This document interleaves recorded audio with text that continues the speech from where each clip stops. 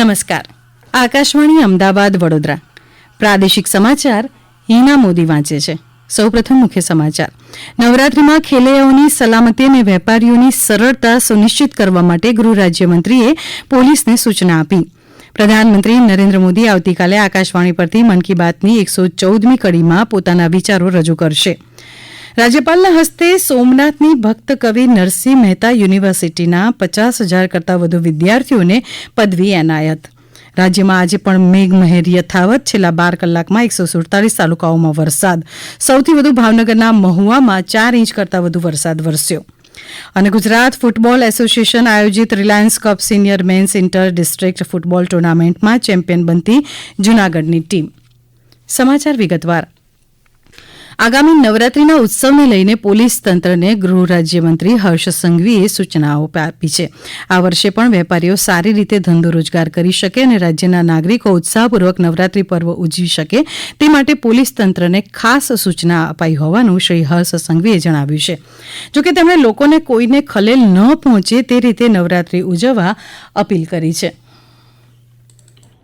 નવરાત્રીનો પાવન અવસર આવનારા દિવસોમાં આવી રહ્યો છે. આ વર્ષે બી મુખ્યમંત્રીશ્રીના માર્ગદર્શનમાં પોલીસને ખાસ સૂચના આપવામાં આવી છે કે 10 દિવસ થોડો લોડ વધારે લઈને બી રાજ્યના સૌ નાગરિકો ઉત્સાહપૂર્વક નવરાત્રી બનાવી શકે તે માટેની ચિંતા કરવામાં આવે.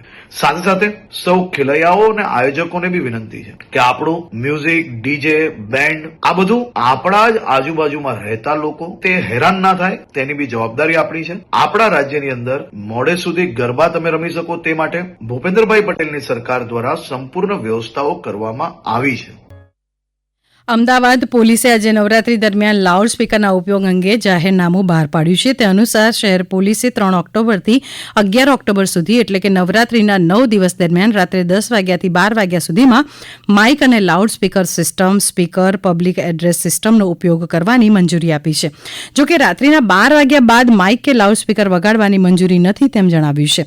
દરમિયાન રાજ્યમાં હવે નવરાત્રીને લઈને કચ્છના માતાના મઢ ખાતે આશાપુરા માતાના મંદિરે કાયદો અને વ્યવસ્થા જળવાઈ રહે અને કોઈ અનિચ્છનીય બનાવ ન બને તે માટે મંદિર સંકુલમાં મોબાઈલ કેમેરા, શંકાસ્પદ વસ્તુઓ, શ્રીફળ લઈ જવાની મનાઈ ફરમાવવામાં આવી છે. આ જાહેરનામાનો ભંગ કરનારને ઓછામાં ઓછી 4 માસની અને વધુમાં વધુ 1 વર્ષની સજા થશે અને ગુજરાત પોલીસ અધિનિયમ 1951ની કલમ 135(1) મુજબ દંડની સજા થશે. પ્રધાનમંત્રી નરેન્દ્ર મોદી આવતીકાલે આકાશવાણી પરથી પ્રસારિત થનાર મન કી બાત કાર્યક્રમમાં વિવિધ વિષયો પર પોતાના વિચારો રજૂ કરશે. મન કી બાત કાર્યક્રમની આ 114મી કડી છે. આવતીકાલે સવારે 11 વાગે હિન્દીમાં મન કી બાતના પ્રસારણ બાદ ગુજરાતીમાં તેનો ભાવાનુવાદ પ્રસારિત કરાશે. આ કાર્યક્રમ આકાશવાણીના તમામ નેટવર્ક, AIR ન્યૂઝ વેબસાઇટ અને news on air mobile app ઉપર પણ પ્રસારિત કરાશે. આકાશવાણી સમાચાર, દૂરદર્શન સમાચાર, પ્રધાનમંત્રી કાર્યાલય તેમજ માહિતી અને પ્રસારણ મંત્રાલયના યુટ્યુબ ચેનલ પરથી પણ મન કી બાત કાર્યક્રમનું જીવંત પ્રસારણ કરાશે. આ ઉપરાંત આવતીકાલે રાત્રે 8 વાગે રાજ્યના તમામ આકાશવાણી કેન્દ્રો પરથી મન કી બાત કાર્યક્રમના ગુજરાતી ભાવાનુવાદનું પણ પુનઃ પ્રસારણ કરાશે. મુખ્યમંત્રી ભૂપેન્દ્ર પટેલ લઘુ ઉદ્યોગ ભારતી ગુજરાત પ્રદેશ વડોદરા જિલ્લા દ્વારા આયોજિત ક્ષેત્રીય સંમેલનને આવતીકાલે ખુલ્લું મૂકશે. સયાજી હોસ્પિટલના મેડિકલ કોલેજ ઓડિટોરિયમ ખાતે યોજાનાર આ સંમેલન આવતીકાલે સવારે 11:30 વાગે ખુલ્લું મુકાશે. ઉલ્લેખનીય છે કે લઘુ ઉદ્યોગ ભારતી રાષ્ટ્રનું સૌથી મોટું ઔદ્યોગિક સંગઠન છે જે ઉદ્યોગ હિત થકી રાષ્ટ્રહિતના મંત્ર સાથે સૂક્ષ્મ, લઘુ અને મધ્યમ ઉદ્યોગોના હિતાર્થે કાર્ય કરી રહ્યું છે. રાજ્યના કૃષિમંત્રી રાઘવજી પટેલે જામનગરમાં 1 કરોડથી વધુના ખર્ચે તૈયાર થનાર ઢીંચડા ગામ પાસેના રસ્તાના કામો સહિત શહેરમાં વોર્ડ નંબર 6માં વિવિધ વિકાસ કામોનું ખાતમુહૂર્ત કર્યું. આ પ્રસંગે બોલતા તેમણે કહ્યું કે રસ્તાઓના મજબૂતીકરણ થવાથી ઢીંચડા ગામ તથા આજુબાજુની સોસાયટીઓના લોકોની સુખાકારીમાં વધારો થશે તેમજ અવરજવરમાં સરળતા રહેશે. રાજ્યપાલ આચાર્ય દેવવ્રતની અધ્યક્ષતામાં સોમનાથમાં ભક્ત કવિ નરસિંહ મહેતા યુનિવર્સિટીનો આજે 3જો પદવીદાન સમારંભ યોજાયો હતો. તેમાં રાજ્યપાલશ્રીના હસ્તે યુનિવર્સિટીના 72 વિદ્યાર્થીઓને સુવર્ણચંદ્રક અને 146 વિદ્યાર્થીઓને PhDની ડિગ્રી સહિત 50,323 વિદ્યાર્થીઓને પદવી એનાયત કરવામાં આવી. આર્ટ્સ વિભાગના 19,009, કોમર્સ અને મેનેજમેન્ટ વિભાગના 15,645 સહિતના વિદ્યાર્થીઓના વિવિધ વિભાગોના કુલ 50,323 વિદ્યાર્થીઓને પદવી આપવામાં આવી. ભક્ત કવિ નરસિંહ મહેતા યુનિવર્સિટી દ્વારા આ વર્ષે 2 વ્યક્તિને ડી.લીટની પદવી એનાયત કરવામાં આવી, જેમાં તલાડા તાલુકાના ઉમરેઠી ગામના વતની અને પ્રસિદ્ધ કથાકાર મહાદેવ પ્રસાદ મહેતાને સંસ્કૃત અને સંસ્કૃતિના પ્રચાર પ્રસાર માટે તેમજ ઉનાના પાંચાભાઈ દમણિયાને આયુર્વેદ ક્ષેત્રે ઉત્કૃષ્ટ પ્રદાન માટે ડીએસસીની પદવી એનાયત કરવામાં આવી હતી. આ સમાચાર આપ આકાશવાણી અમદાવાદ વડોદરા કેન્દ્ર પરથી સાંભળી રહ્યા છો. આ સમાચાર અમારી YouTube channel AIR news Gujarat પર પણ સાંભળી શકશો. વધુ સમાચાર માટે આપ અમારા ટ્વિટર હેન્ડલ AIR_news_ABAD ને ફોલો કરી શકો છો. કેન્દ્રીય પ્રવાસ મંત્રાલય દ્વારા છોટાઉદેપુર જિલ્લાના ક્વાંટ તાલુકાના હાફેશ્વર ગામને વારસા શ્રેણીમાં શ્રેષ્ઠ ગ્રામીણ પર્યટન ગામનો પુરસ્કાર જાહેર કરવામાં આવ્યો છે. તેના પરિણામે હાફેશ્વર ગામને વૈશ્વિક સ્તરે વિશેષ સ્થાન મળ્યું છે. આકાશવાણી સાથે સંવાદ કરતા છોટાઉદેપુર જિલ્લાના તલાટી સંજય રાઠવા જણાવે છે કે હાફેશ્વર ગામને 10 કરોડ રૂપિયાના ખર્ચે વિકસાવવામાં આવી રહ્યું છે. છોટાઉદેપુર જિલ્લાનું કવાંટ તાલુકાનું હાફેશ્વર ગામ જે ભારત સરકારના પર્યટન વિભાગ હેઠળ બેસ્ટ વિલેજ ટુરિઝમ તરીકેનો એવોર્ડ એનાયત કરવામાં આવેલ છે. આ એવોર્ડ મળવાથી હાફેશ્વર ગામના લોકોને આજીવિકા માટે અને ગામના વિકાસ માટેનો વેગ મળી રહે અને ટુરિઝમમાં આવવાથી ગામ પંચાયતને અને ગામના વિકાસમાં એક આવકનું સાધન પણ બની રહેશે. ગામના વિકાસમાં મહત્વનો ફાળો રહેશે. રાજ્યમાં ફરી વરસાદી માહોલ સર્જાયો છે. સવારના 6 વાગ્યાથી સાંજના 6 વાગ્યા દરમિયાન રાજ્યમાં 147 તાલુકામાં વરસાદ થયાના અહેવાલ છે. ભાવનગર જિલ્લાના મહુવામાં સૌથી વધુ 4 ઇંચ વરસાદ, જ્યારે અડધા ઇંચથી ઓછો વરસાદ ગાંધીનગર, પેટલાદ, વંથલી, કેશોદ, દાહોદ, નાંદોદ અને ઉના તાલુકામાં પડ્યો છે. વાતાવરણમાં પલટો થતાં અમદાવાદના કેટલાક વિસ્તારોમાં વરસાદ નોંધાયો. બોટાદ જિલ્લાના બરવાડા અને ગઢડા સહિત ગ્રામ્ય વિસ્તારોમાં ગાજવીજ સાથે વરસાદ થયો. મહીસાગર જિલ્લાના મુખ્ય મથક લુણાવાડા, સંતરામપુર, કડાણા, ખાનપુર તેમજ વીરપુર તાલુકાના ગ્રામ્ય વિસ્તારોમાં વરસાદ થયો છે. જિલ્લામાં સાર્વત્રિક વરસાદ થતાં ખેડૂતો ચિંતામાં મુકાયા. વરસાદના કારણે અતિ પ્રાચીન રવેડીના મેળામાં પણ ભારે અસર જોવા મળી. ઉપરાંત જિલ્લાના કડાણા ડેમમાં પાણીની આવક થતાં ડેમના 10 દરવાજા ખોલીને મહી નદીમાં પાણી છોડાતા નદી કાંઠાના 22 ગામને એલર્ટ આપવામાં આવ્યું છે.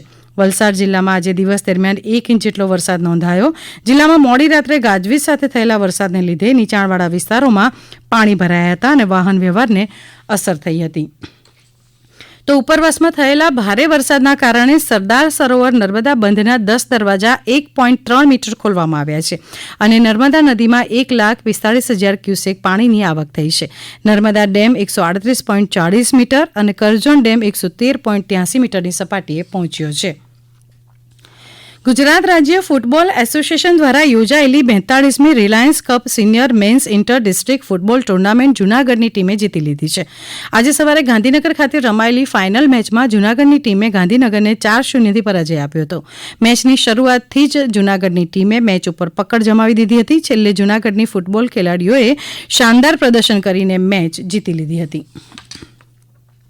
ભાવનગરમાં રમતગમત, યુવા સેવા, સાંસ્કૃતિક પ્રવૃત્તિઓ અને જિલ્લા સાંસ્કૃતિક પ્રવૃત્તિની કચેરી દ્વારા અર્વાચીન ગરબાનું આયોજન કરવામાં આવ્યું હતું, જેમાં ભાવનગરની જાણીતી સામાજિક સંસ્થા શિશુ વિહારની બહેનોએ અર્વાચીન ગરબાની સ્પર્ધામાં પ્રથમ ક્રમાંક મેળવ્યો છે.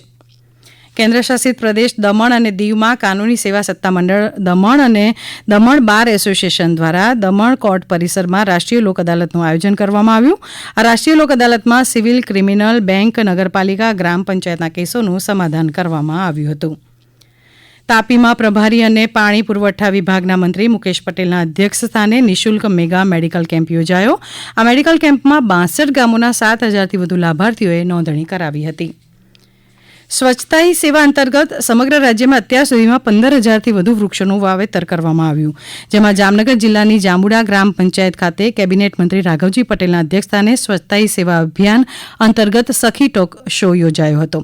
વડોદરા જિલ્લાના 32 ગામોમાં સ્વચ્છતા હી સેવા અંતર્ગત સખી ટોક શો યોજાયો. તો ભાવનગર જિલ્લાની central salt and marine chemical research institute, વાણિજ્ય વિભાગ, રેલવે ડિવિઝન કચેરી અને એક સ્વાયત્ત સંસ્થાના સંયુક્ત ઉપક્રમે ભાવનગર રેલવે સ્ટેશન ખાતે સ્વચ્છતા સેવા અભિયાન હાથ ધરાયું. ડાંગ જિલ્લાના કરંજડા ગામે એક પેડ માં કે નામ અભિયાન અંતર્ગત રાજ્યમંત્રી મુકેશ પટેલના અધ્યક્ષસ્થાને વૃક્ષારોપણનો કાર્યક્રમ યોજાયો. તો નવસારી જિલ્લામાં પણ કચરામાંથી કંચનની વિષય વસ્તુ સાથે સખી ટોક શો યોજાયો હતો. અંતમાં મુખ્ય સમાચાર ફરી એકવાર. નવરાત્રિમાં ખેલૈયાઓની સલામતી અને વેપારીઓની સરળતા સુનિશ્ચિત કરવા માટે ગૃહ રાજ્યમંત્રીએ પોલીસને સૂચના આપી. પ્રધાનમંત્રી નરેન્દ્ર મોદી આવતીકાલે આકાશવાણી પરથી મન કી બાતની 114મી કડીમાં પોતાના વિચારો રજૂ કરશે. રાજ્યપાલના હસ્તે સોમનાથની ભક્ત કવિ નરસિંહ મહેતા યુનિવર્સિટીના 50,000 કરતાં વધુ વિદ્યાર્થીઓને પદવી એનાયત. રાજ્યમાં આજે પણ મેઘમહેર યથાવત. છેલ્લા 12 કલાકમાં 147 તાલુકાઓમાં વરસાદ. અને ગુજરાત ફૂટબોલ એસોસિએશન આયોજિત Reliance cup senior men's inter district football ટુર્નામેન્ટમાં ચેમ્પિયન બનતી જૂનાગઢની ટીમ.